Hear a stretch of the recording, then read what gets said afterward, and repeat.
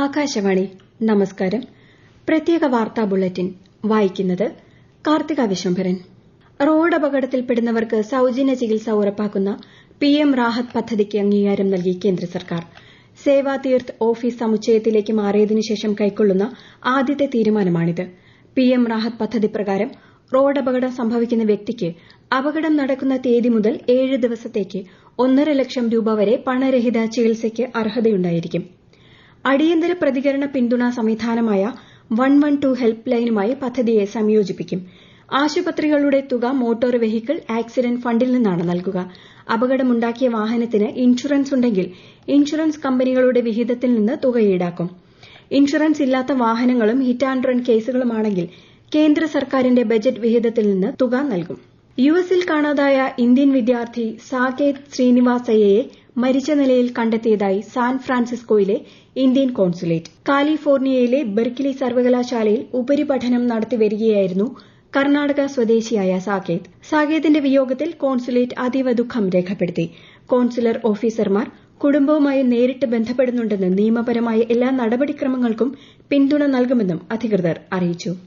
ട്രെയിനുകളിലെ general കോച്ചുകളിലും first class കോച്ചുകളിന് തുല്യമായ ശുചിത്വം ഉറപ്പാക്കുമെന്ന് റെയിൽവേ മന്ത്രി അശ്വിനി വൈഷ്ണവ്. റെയിൽവേ പരിഷ്കാരങ്ങളെക്കുറിച്ച് ന്യൂഡൽഹിയിൽ വാർത്താ സമ്മേളനത്തിൽ സംസാരിക്കുകയായിരുന്നു അദ്ദേഹം. 1.5 മണിക്കൂർ ഇടവേളകളിൽ കോച്ചുകൾ വൃത്തിയാക്കുന്നതിനായി കൂടുതൽ ജീവനക്കാരെ വിന്യസിക്കുമെന്നും കേന്ദ്രമന്ത്രി അറിയിച്ചു. പശ്ചിമബംഗാളിൽ എസ്ഐആറിന്റെ ഭാഗമായുള്ള ഹിയറിംഗ് പൂർത്തിയായപ്പോൾ 6.61 ലക്ഷം സമ്മതിദായകരെ വോട്ടർ പട്ടികയിൽ നിന്ന് നീക്കി. ഏകദേശം 4.98 ലക്ഷം വോട്ടർമാർ നോട്ടീസ് സ്വീകരിച്ചെങ്കിലും ഹിയറിംഗിന് ഹാജരായില്ലെന്ന് തെരഞ്ഞെടുപ്പ് കമ്മീഷൻ അറിയിച്ചു. കേരളത്തിൽ തീവ്ര വോട്ടർ പട്ടിക പരിഷ്കരണ നടപടികൾ പുരോഗമിക്കുന്നു. കരട് വോട്ടർ പട്ടികയിൽ ഉൾപ്പെട്ടതിനു ശേഷം പിശകുകൾ കണ്ടെത്തിയതിനെ തുടർന്ന് നോട്ടീസ് നൽകിയവർക്കുള്ള 100% ഹിയറിംഗ് പൂർത്തിയായതായി മുഖ്യ തെരഞ്ഞെടുപ്പ് ഓഫീസർ രത്തൻ യു കേൽക്കർ അറിയിച്ചു. നിലവിൽ ഈ വിവരങ്ങൾ ക്രോഡീകരിച്ച് വരികയാണെന്നും അദ്ദേഹം പറഞ്ഞു. അന്തിമ വോട്ടർ പട്ടിക ഈ മാസം 21 പ്രസിദ്ധീകരിക്കും. ഇന്ന് മഹാശിവരാത്രി. ഭക്തർ ശിവരാത്രി വ്രതം നോറ്റ് ക്ഷേത്ര ദർശനം നടത്തും. കൂവളത്തില സമർപ്പിച്ചും ഉപവാസം അനുഷ്ഠിച്ചും രാത്രി ഉറങ്ങാതെയും ഭക്തർ പ്രാർത്ഥനകളിൽ മുഴുകും. ശിവക്ഷേത്രങ്ങളിൽ ബലിതർപ്പണ ചടങ്ങുകളും നടന്നു. ശിവരാത്രിയോടനുബന്ധിച്ച് കൊച്ചി മെട്രോ ഇന്നും നാളെയും പ്രത്യേക സർവീസ് നടത്തും. രാഷ്ട്രപതി ദ്രൌപദി മുർമു, ഉപരാഷ്ട്രപതി സിപി രാധാകൃഷ്ണൻ, പ്രധാനമന്ത്രി നരേന്ദ്രമോദി തുടങ്ങിയവർ ശിവരാത്രി ആശംസകൾ നേർന്നു. കേരളത്തിൽ വിഷൻ 2031 വികസനവും ജനാധിപത്യവും അന്താരാഷ്ട്ര കോൺഫറൻസ് മുഖ്യമന്ത്രി പിണറായി വിജയൻ ഇന്ന് ഉദ്ഘാടനം ചെയ്യും. നിയമസഭയിലെ ശങ്കരനാരായണൻ തമ്പി ഹാളിൽ നടക്കുന്ന ചടങ്ങിൽ മന്ത്രി കെ രാജൻ അധ്യക്ഷനാകും. നൊബേൽ ജേതാവ് അമർത്യ സെൻ, ചരിത്രകാരി റോമില ഥാപ്പർ എന്നിവർ ഓൺലൈനായി പങ്കെടുക്കും. തെരുവ് നായ പ്രശ്നം വിലയിരുത്താൻ കേന്ദ്ര സഹമന്ത്രി ജോർജ് കുര്യന്റെ ഓഫീസിലെ ഉദ്യോഗസ്ഥ സംഘം തിരുവനന്തപുരത്തെത്തി. മേയർ വി രാജേഷ് ഉൾപ്പെടെയുള്ള ബിജെപി കൌൺസിലർമാരുടെ ഡൽഹി സന്ദർശനത്തിന് പിന്നാലെയാണ് സംഘമെത്തിയത്. തെരുവ് നായകൾക്ക് ഷെൽട്ടർ കേന്ദ്രങ്ങൾ ഒരുക്കുന്നതിനൊപ്പം തെരുവ് നായ പ്രശ്നത്തിൽ കോർപ്പറേഷന്റെ ശ്രമങ്ങൾക്ക് പൂർണ്ണ പിന്തുണ നൽകുകയുമാണ് ലക്ഷ്യം.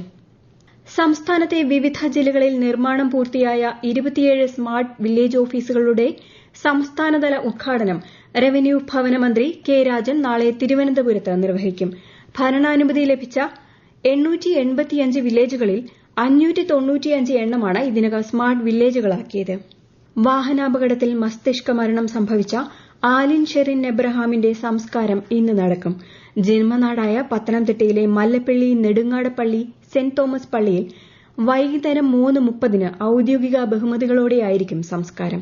10 മാസമുള്ള ആലിന്റെ അവയവങ്ങൾ 5 പേർക്കാണ് ദാനം ചെയ്തത്.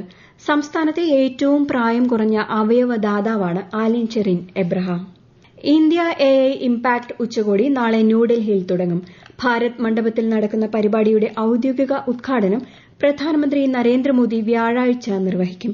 ഇതോടനുബന്ധിച്ചുള്ള പ്രദർശനത്തിന് മറ്റന്നാൾ തുടക്കമാകും.